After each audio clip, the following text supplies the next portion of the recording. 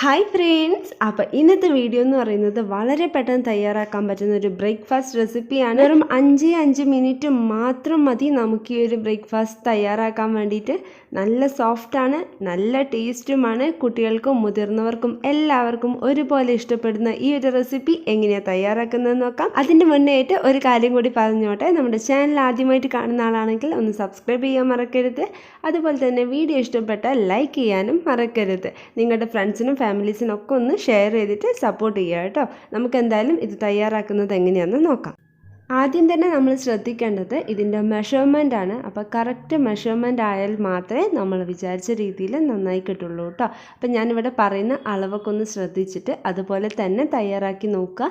100% നിങ്ങൾക്ക് അടിപൊളിയായി തന്നെ ഇത് കിട്ടും. ഇതിനായിട്ട് ഞാനിവിടെ എടുത്തിരിക്കുന്നത് പത്തിരിപ്പൊടിയാണ്. സാധാരണ നീർദോശ ഉണ്ടാക്കാനായിട്ട് നമ്മൾ പച്ചരി അരച്ചിട്ടാണ് തയ്യാറാക്കുന്നത്. പക്ഷേ ഇതൊരു സിമ്പിൾ മെത്തേഡാണ്. നമ്മളിവിടെ തയ്യാറാക്കുന്നത് നല്ല സോഫ്റ്റ് നീർദോശയാണ് കേട്ടോ. അപ്പോൾ അതിനായിട്ട് പത്തിരിപ്പൊടിയാണ് യൂസ് ചെയ്തത്. 2 കപ്പ് പത്തിരിപ്പൊടി എടുത്തിട്ടുണ്ട്. ഇതിലേക്ക് അടുത്തതായി ചേർക്കാൻ പോകുന്നത് തേങ്ങയാണ് കേട്ടോ. ഞാനിവിടെ 1/2 കപ്പ് തേങ്ങയാണ് എടുത്തിരിക്കുന്നത്. നിങ്ങൾക്ക് വേണമെങ്കിൽ തേങ്ങാപ്പാൽ ചേർക്കാം. അപ്പോൾ നമ്മൾക്ക് സിമ്പിൾ മെത്തേഡല്ലേ വേണ്ടത്. അപ്പോൾ അതുകൊണ്ടാണ് തേങ്ങാപ്പാലൊന്നും ഉണ്ടാക്കി ബുദ്ധിമുട്ടാതെ ഡയറക്റ്റ് തേങ്ങ തന്നെ ചേർത്ത് കൊടുക്കുന്നത്. ഇനി തേങ്ങാപ്പാൽ ചേർക്കുകയാണെങ്കിലും അല്ല, ഇതുപോലെ തേങ്ങ ഡയറക്റ്റ് ചേർക്കുകയാണെങ്കിലും എന്തായാലും ശരി, പൊടിയും വെള്ളവും തേങ്ങയൊക്കെ മിക്സിയിലിട്ട് അരച്ചെടുക്കണേ. ഇതിലേക്ക് ഇനി ആവശ്യത്തിനുള്ള വെള്ളം ചേർത്ത് കൊടുക്കാം. ഞാനിവിടെ പച്ചവെള്ളമാണ് ഒഴിച്ചിരിക്കുന്നത്. 2 കപ്പ് പൊടിക്ക് 2 കപ്പ് പച്ചവെള്ളമാണ് ഇപ്പോൾ ഒഴിച്ചിരിക്കുന്നത്. ബാക്കി ഇനി നമുക്ക് വഴിയെ ഒഴിച്ചു കൊടുക്കാം. പിന്നെ ഇതിൻ്റെ മെഷർമെൻറ്റ് ഞാൻ നേരത്തെ പറഞ്ഞല്ലോ, കറക്റ്റായിട്ട് നോക്കണേ. എന്നാൽ മാത്രമേ നമുക്ക് നല്ല രീതിയിൽ തന്നെ ഇത് ചെയ്തെടുക്കാനാവുള്ളൂ. ഇനി ഇതിലേക്ക് ആവശ്യത്തിനുള്ള ഉപ്പ് ചേർത്ത് കൊടുത്തിട്ടുണ്ട്. ഇനി നന്നായിട്ട് ഇത് മിക്സ് ചെയ്തെടുക്കാം. പത്തിരിപ്പൊടി ആയതുകൊണ്ട് തന്നെ വെള്ളം ചേർക്കുന്ന സമയത്ത് ഇതുപോലെ കട്ട പിടിച്ച് കിടക്കും. അപ്പോൾ അതൊക്കെ ഒഴിവാക്കി നന്നായിട്ട് തന്നെ മിക്സ് ചെയ്തെടുക്കാം. ഇനി നമുക്കിത് നന്നായിട്ട് അരച്ചെടുക്കണം. അതിനായിട്ട് ഇത് മിക്സിയുടെ ഒരു ജാറിലോട്ട് മാറ്റിയെടുക്കുകയാണ്. അപ്പോൾ ഇത് മിക്സിയുടെ ജാറിലോട്ട് മാറ്റിയിട്ടുണ്ട്. ഇത് നന്നായിട്ട് ഇനി അരച്ചെടുക്കുക എന്ന് പറയുമ്പം ഇതിൽ മെയിനായിട്ട് തേങ്ങയാണ് ഒന്ന് അരഞ്ഞെടുക്കാനുള്ളത്. വേണമെന്നുണ്ടെങ്കിൽ നിങ്ങൾക്ക് ആദ്യം തന്നെ തേങ്ങയൊന്ന് അരച്ചതിന് ശേഷം അതിലോട്ട് പൊടിയും വെള്ളവും മിക്സ് ചെയ്തിട്ട് ഒഴിച്ചു കൊടുക്കാവുന്നതുമാണ്. അപ്പോൾ നമ്മുടെ വെള്ളത്തിൻ്റെ അളവിൽ മാറ്റം വരാൻ പാടില്ല കേട്ടോ. അപ്പോൾ ഇതുപോലെ നന്നായിട്ട് തന്നെ അരച്ചെടുക്കാം. ഇങ്ങനെ അരച്ചെടുത്തതിലേക്ക് നമ്മൾ വീണ്ടും വെള്ളം ഒഴിച്ചു കൊടുക്കുകയാണ്. ഇത് നല്ല ലൂസായിട്ടുള്ള ഒരു കൺസിസ്റ്റൻസി വേണം. അതിനായിട്ട് ഞാനിവിടെ 2 കപ്പ് വെള്ളം വീണ്ടും ഒഴിച്ചിട്ടുണ്ട്. അപ്പം മൊത്തത്തിൽ പറയുകയാണെന്നുണ്ടെങ്കിൽ 2 കപ്പ് പൊടിക്ക് 4 കപ്പ് വെള്ളം, 1/2 കപ്പ് തേങ്ങ, ഇത്രയാണ് ചേർത്തിട്ടുള്ളത്. പിന്നെ ഇതിലേക്ക് ആവശ്യത്തിനുള്ള ഉപ്പും ചേർത്ത് കൊടുത്തിട്ടുണ്ട്. ഇനി ഇതെല്ലാം കൂടി നന്നായിട്ട് ഇളക്കിയെടുക്കാം.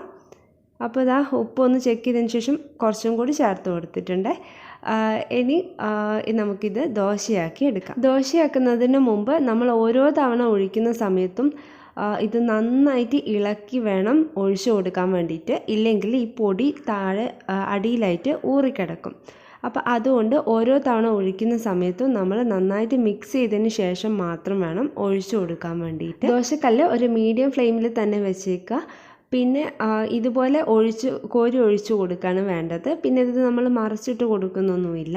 വളരെ നൈസായിട്ട് വേണം ഇത് തയ്യാറാക്കാൻ വേണ്ടിയിട്ട്. ഇതുപോലെ ഇരിക്കും, നമുക്ക് അടിയിൽ പിടിക്കത്തൊന്നുമില്ല. നോൺ സ്റ്റിക്ക് ആയതുകൊണ്ട് എണ്ണ ഒഴിച്ചു കൊടുക്കണ്ട. ഇനി അല്ലാത്ത തവയിലാണ് തയ്യാറാക്കുന്നതെങ്കിൽ ഒഴിക്കുന്നതിന് മുമ്പ് കുറച്ച് എണ്ണ തേച്ച് കൊടുത്താൽ മതിയാവും. എന്നിട്ട് ഇതുപോലെ പെട്ടെന്ന് തയ്യാറാക്കിയെടുക്കാം. ഇതുപോലെ നല്ല നെറ്റായിട്ടൊക്കെ കിട്ടും. വളരെ സിമ്പിളാണ് തയ്യാറാക്കാൻ വേണ്ടിയിട്ട്. 5 മിനിറ്റ് പോലും വേണ്ട. അപ്പോൾ രാവിലെ നിങ്ങൾക്ക് ബ്രേക്ക്ഫാസ്റ്റിന് ഡെയിലി വേണമെങ്കിൽ ഇങ്ങനെ തയ്യാറാക്കിയെടുക്കാം. കാരണം അത്രയ്ക്ക് നല്ല ടേസ്റ്റാണ് കേട്ടോ. തേങ്ങയൊക്കെ ചേർക്കുമ്പോൾ ഇതിൻ്റെ ടേസ്റ്റ് കൂടത്തേ ഉള്ളൂ. അപ്പോൾ എല്ലാവർക്കും എൻ്റെ ഈ വീഡിയോ ഇഷ്ടപ്പെട്ടെന്ന് വിചാരിക്കുകയാണ്. ഇതിന് മാച്ചായിട്ടുള്ള കറി എന്ന് പറയുന്നത് മുട്ട റോസ്റ്റ് നല്ല ടേസ്റ്റ് ഉണ്ടാവും. പിന്നെ അതുപോലെ കടലക്കറി, ചിക്കൻ, ബീഫ് ഇതൊക്കെ നന്നായിട്ട് ചേരും. പിന്നെ ഇഷ്ടു, കുറുമ അതൊന്നും അത്ര ചേരും തോന്നുന്നില്ല കേട്ടോ. അപ്പോൾ എല്ലാവരും ഒന്ന് ട്രൈ ചെയ്ത് നോക്കുക. വീഡിയോ ഇഷ്ടമായിട്ടുണ്ടെങ്കിൽ ലൈക്ക് ചെയ്യാനും സബ്സ്ക്രൈബ് ചെയ്യാത്തവരാണെങ്കിൽ സബ്സ്ക്രൈബ് ചെയ്യാനും മറക്കരുത്. നിങ്ങളുടെ ഫ്രണ്ട്സിനും ഫാമിലീസിനും ഒക്കെ ഒന്ന് ഷെയർ ചെയ്തിട്ട് സപ്പോർട്ട് ചെയ്യണേ. ഇതുപോലത്തെ നല്ല നല്ല വീഡിയോസുമായിട്ട് ഞാൻ വീണ്ടും വരുന്നതായിരിക്കും. അതുവരേക്കും ബൈ.